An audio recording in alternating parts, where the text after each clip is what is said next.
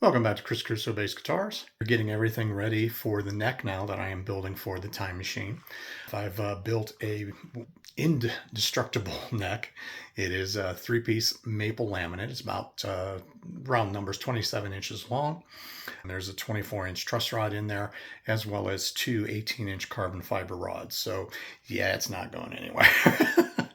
So I've got some pictures of some of the stuff that I've done that you'll be seeing here as we get through the video to bring you up to speed.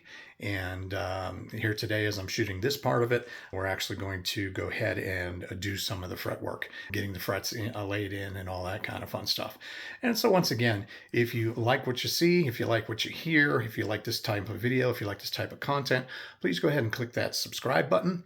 And also ring that notification bell so you don't miss any other new content or any other builds that are coming up or any other parts to this one.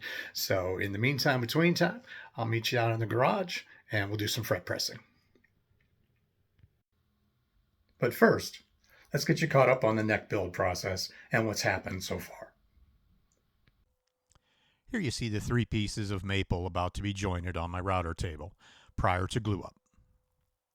After glue up and clamped for 24 hours, I then marked the 26.5-inch neck blank and routed out the channels for the 24-inch truss rod and two 18-inch carbon fiber reinforcement rods. Here is the neck blank with the nut end cut out to accept the ALP headpiece, also showing the truss rod and carbon fiber rods and the rosewood fretboard prior to milling. Now we've got the rosewood fretboard glued and clamped up. I used 4 thin wooden reference pins.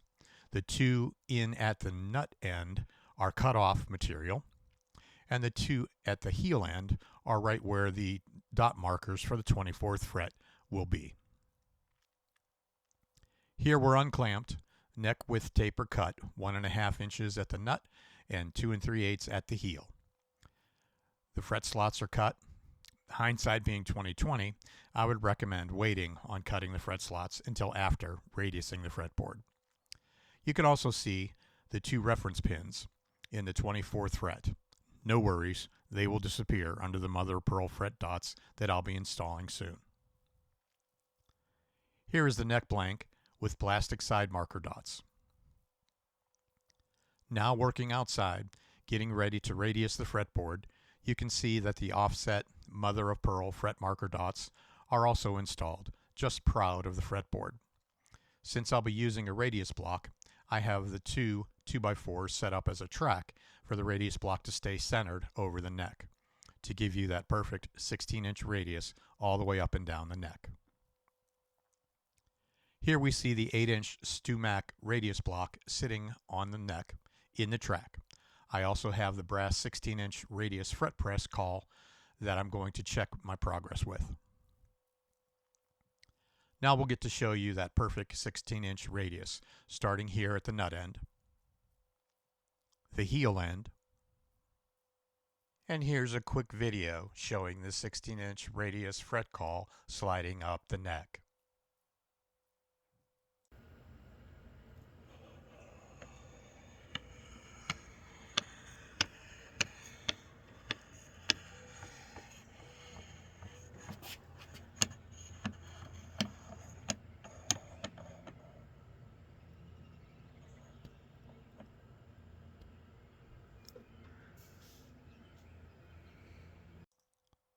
Now I bend the fret wire with my Geiger fret wire bender. I over radius it to help the ends stay in place.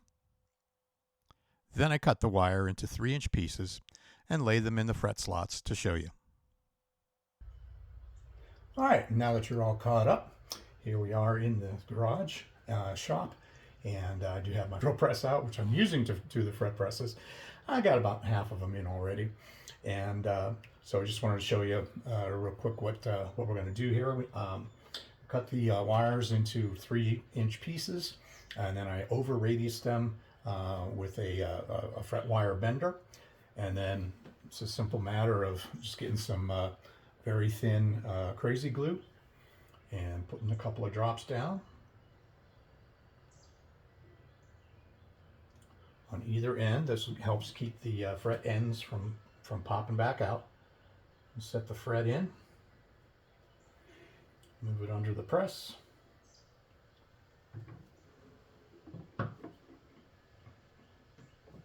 and press them in. I like to hold it for about 10 seconds or so. And just to make sure that that glue sets up and gets a grab and a hold of the fret tang. And again, just on the edge there, just to keep the edges down. So this is what I'm doing here today. We got about halfway done. So we'll do another one here. There we go, drop it there, and drop there. Put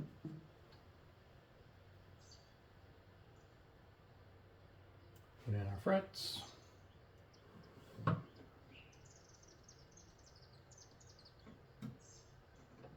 Press them down. 4, 5, 6, 7, 8, 9, 10. All right. At this point, I'm just going to go ahead and put the rest of the frets in. We'll be right back here with the next step. And here is my completely fretted neck. You can see some of the CA glue dots on the rosewood at the ends of the frets, but don't worry, I'm going to clean them up for you. So I brought out my nippers and clipped off the fret ends, slightly proud of the rosewood edge. And here we are with the frets now leveled, crowned, edges dressed, and beveled. Now I'm ready to cut the back of the neck profile. Now the back of the neck profile is cut, and I'm ready to start rounding over the shoulders. It tapers from a little wider than 5/8 at the nut to about 1 1/8 inches at the heel.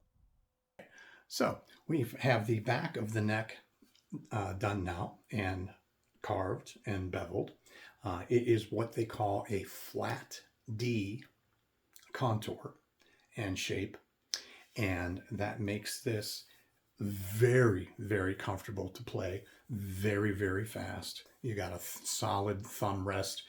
For those of you guys who still like to wrap your thumb around it, you still can. That flat edge on the back just gives you a really, really smooth place to set your thumb, to anchor it. It's going to be less fatiguing to play. It's not going to hurt your wrist. It's not going to hurt your thumb. You're not going to get tired in the long set.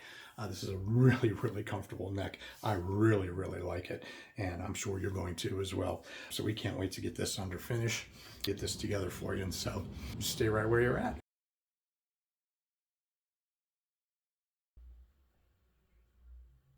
Oh, hey, so you caught up to me.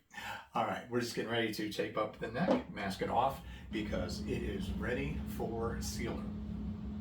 And so I'm going to mask off the fretboard and the sides of the fretboard, and then I'm going to go ahead and put that de-waxed shellac on the back of the neck and the sides, and then we're ready to go with finish. I have decided I'm going to spray this with a satin black, and then I'll go over it with a polyurethane clear gloss. And once that cures, I will go ahead and Scotch-Brite it back to the satin finish so that it stays nice and smooth and fast. This is unbelievably one of the most comfortable necks that I have ever had in my hands. And so I really can't wait to get it finished and get it on the base and get some strings on it, and really see what this thing can do. So then the body itself is still over there waiting and sealed and ready for its finish. It will get the polyurethane gloss coating, and once that's cured, we'll go ahead and buff that out to a high gloss mirror finish, and then we'll go ahead and assemble it, set it up, and give you guys the grand reveal. I'm sure you don't want to miss that. So again, as I said in the beginning of this, if you like this video, if you like this kind of content, please go ahead and subscribe to the channel, and ring that notification bell so that you don't miss the next step, next video in this process, in this build process, or any of the other builds that I'll be putting up here. So thanks for tuning in to Chris Caruso, Bass Guitars.